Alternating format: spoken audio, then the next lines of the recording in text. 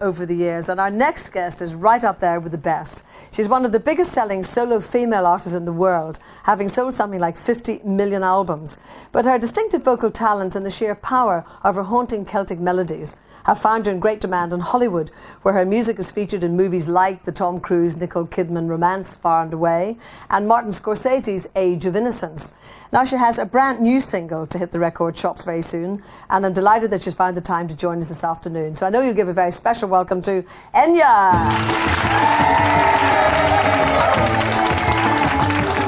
Here we are in the middle.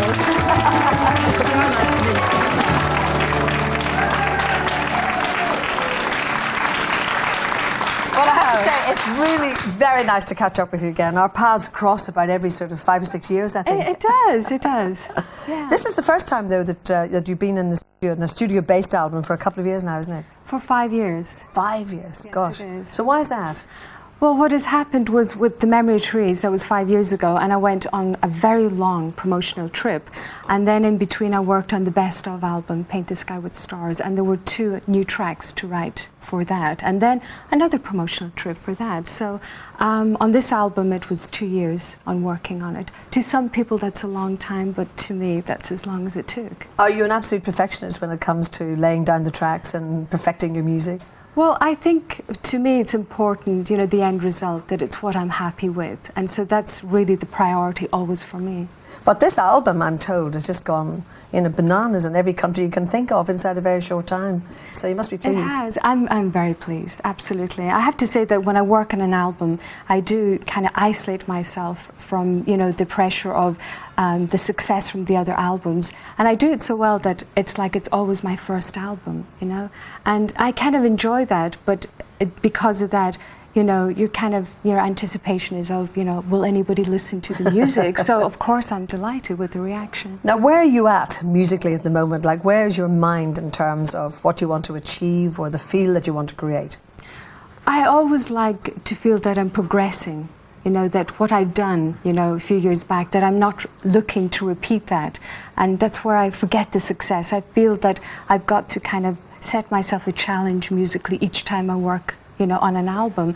And I love music so much, and I just want to be really happy with what I'm working on.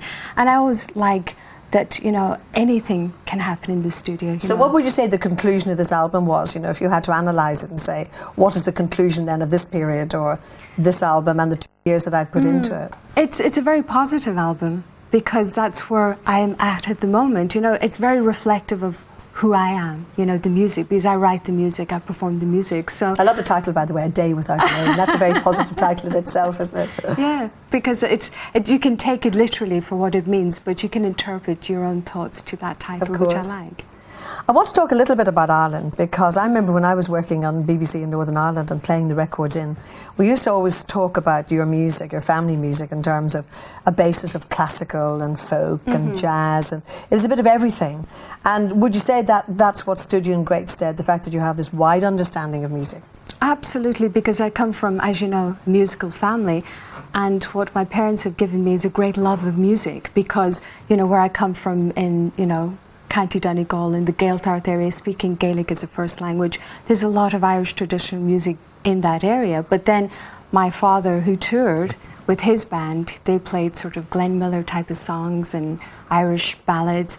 And then my mother is a music teacher, so she introduced me to classical music. So growing up, hearing all this diverse music, I think, was great. And as you said, the Irish language, the Gaelic, is not actually spoken in that many areas of Ireland proportionately.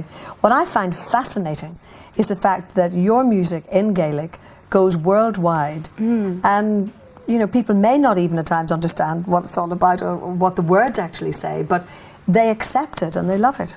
They do, but I think that's to do with the emotional content within the song. You know, they seem to be able to relate to it, no matter what language, because I sing in Latin and It's fascinating that, though, that people can pick up on the emotion immediately without actually technically understanding the words. I mean, in a different vein altogether, Julio does the same thing in Spanish, because people love the Spanish records without really knowing what the songs mean. Yeah, so I think people just pick up on that sort of emotional content within the music, yeah. Now, in your private life, I don't mean private, but in terms of where you're living, I gather that you're renovating a castle, no less, in Ireland.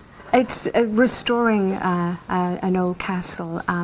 There had been a fire there, and it's an old castle. It's 1840, but there was a fire there in 1924, and I'm bringing it back to. It's a Victorian castle, so I'm bringing it back to. How many rooms do you have? There's a lot of rooms there, but are we talking about 20, 40, or what? No, I have to say it is very much a small castle. You know, when it's not a castle with very big ballrooms and, you know, masses of sort of bedrooms. It's very much a home, and that's why I fell in love with it. And just in the process of just finishing the Are you enjoying restoration. that? Is that a great release? It is, but it's been very interesting, you know, because like looking up what it should look like and bringing it back to what, you know, it would have looked like at that time. It's been very interesting, you know. So when will you move into it, do you think? It'll be spring. Spring, how lovely though. Because I'd be still promoting this album up to then. So. Are you amused times when they call you recluse? They'll call you now the recluse in the castle. Because that's not true. No, it's just that what I do is when I do promotion work for the album, I spend a lot of time doing, you know, television work and radio and press. But then I feel there's a time where, you know, I had to get back to living what I call a normal lifestyle. Sure. And it's important to me. And I just think, you know, like for, I think for the paparazzi, they find it a little bit too normal, and you know, it's not sensationalist stories, so they don't write about me, you know. So it suits me fine, because I think it's important to me musically to be able to get back to my roots, you know, get back to family and friends and living and the emotion life. Of all of that, really. Well, we're going to hear the new single, thankfully, which I'm looking forward to enormously. What's the feel of this one in terms of content? The song is called Wild Child, but it's actually about a day, how unpredictable a day can be.